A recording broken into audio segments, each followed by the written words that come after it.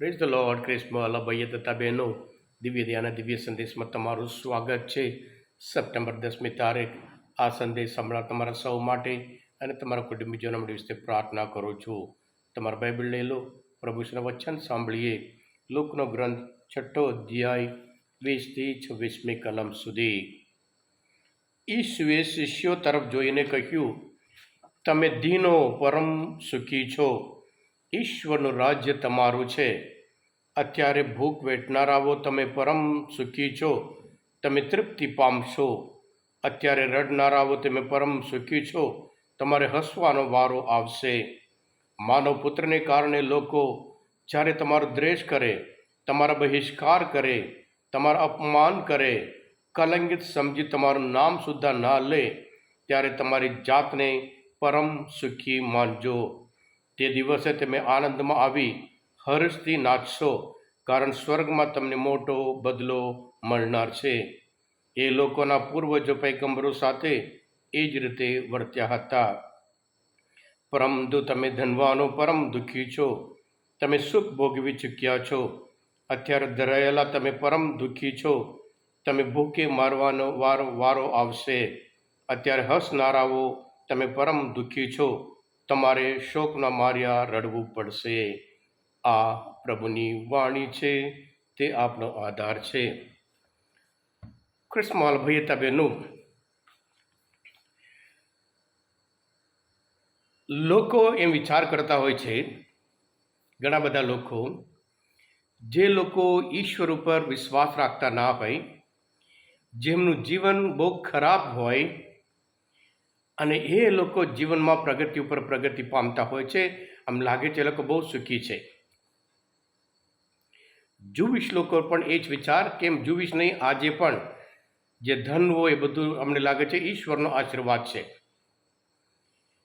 અને ગરીબ લોકો દુઃખી છે, કારણ એમના પાપના લીધે એમ કરીને લોકો વિચાર કરતા હતા, આજે પણ વિચાર કરતા હોય છે. ક્રિસ્મસ ભાઈ તમે થોડા દિવસ પહેલાં એક જુવાન મને મળવા આવ્યો ઓફિસમાં, અને બહુ અફસોસ થયો. એણે પોતે કહ્યું, પ્રભુ ફાધર, હું ઈશ્વરની આગળ, પ્રભુ આગળ ફરિયાદ કરું છું, તમે કેમ મને અન્યાય કર્યો છે. મને ગરીબ તરીકે મારા કુટુંબમાં કેટલી બધી ગરીબાઈ છે, કેટલી બધી તકલીફ છે એમ કરીને પ્રભુ. અને બીજાને જુઓ એ લોકો કેવી રીતે જીવે છે. અમે તો વિશ્વાસ રાખીએ છીએ, શ્રદ્ધા રાખીએ, અમારા જીવનમાં આવી એટલી ગરીબાઈ. જે લોકો વિશ્વાસ ના રાખતા હોય, જે લોકો ખરાબ જીવન જીવતા હોય, એ લોકોને બહુ પુષ્કળ આશીર્વાદ એમ લાગે છે એમ કરીને એ છોકરો કહેતો હતો. પછી મેં એને સમજાવ્યો, જે દેખાય છે એ પ્રમાણે નથી. ઈશ્વર પૈસાદારના વિરોધ નથી, અને ઈશ્વરની ઈચ્છા નથી કે લોકો ગરીબ તરીકે રહે. લોકો ગરીબ છે એટલા માટે, જે લોકો ધનવાનો છે એ બધું એમના સ્વાર્થના લીધે પોતાના માટે રાખે છે. સાથે સાથે પ્રભુ એટલા માટે કહે છે, ગરીબો પરમ સુખી છો. અને પ્રભુ એક ક્રાંતિ વિચાર લાવે છે. તમે કાયમ ગરીબ તરીકે રહેવાના નથી. સમય આવશે, તમારા જીવનમાં પણ પુષ્કળ આશીર્વાદ મળશે, તમે પણ સુખી થશો એમ કરીને એક ક્રાંતિ વિચાર.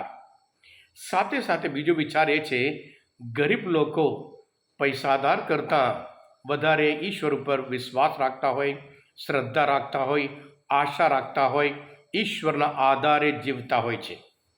જ્યારે પૈસા, ધન, દોલત આવી જાય, એમને ઈશ્વરની કશું ખાસ બહુ જરૂર નથી.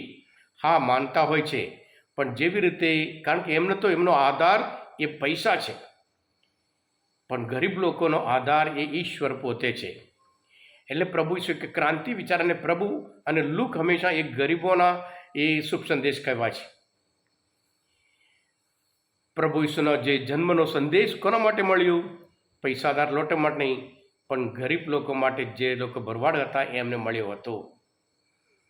અને એવી જ રીતે આપણે જોઈએ કે પ્રભુ ઈશ્વરની ઈચ્છા છે, ગરીબ લોકો ગરીબાઈમાંથી મુક્ત થાય, અને જેથી કરી તેઓ એમના જીવનમાં પણ પ્રભુ આશીર્વાદ મળે. અને સાથે સાથે એ વિચાર ખોટો છે, પૈસા એક ધન એક આશીર્વાદ છે, ગરીબાઈ એક શ્રાપ છે, નથી. પણ ખાસ કરીને આજના શુભ સંદેશ દ્વારા પ્રભુ ઈસુ જે લોકો ધનવાન છે, તમે દુઃખી છો, એનો અર્થ એ છે કે જે લોકો ધનવાન છે, પૈસાવાળા છે, એ માત્ર પોતાના માટે જ રાખે છે, પોતાનો જ વિચાર કરે છે, સ્વાર્થી હોય છે. એટલા માટે પ્રભુ ઈસુ કહે છે, હા કૃષ્ણવાલા ભાઈ તબેનો, આજના આ શુભ સંદેશ એક બીજા પ્રભુ સંદેશ જે ક્રાંતિ વિચાર, પ્રભુ ઈસુ પોતે એક ગરીબ તરીકે જન્મ લીધો હતો અને મરણ પામ્યા, ગરીબ તરીકે મરણ પામ્યા. અને પ્રભુ ઈસુ હંમેશા, ઈશ્વર હંમેશા, જે આખું બાઇબલ તો હંમેશા ઈશ્વર હંમેશા પહેલા પાન છેલ્લા પાન સુધી હંમેશા ગરીબો હોય, નિરાધાર હોય, અનાથ હોય, તરછેડાયેલા હોય, જેઓ ભાંગી પડેલા હોય, એમની સાથે છે. એટલે પ્રભુ કહે છે આ બધા ખરેખર પરમ સુખી છે.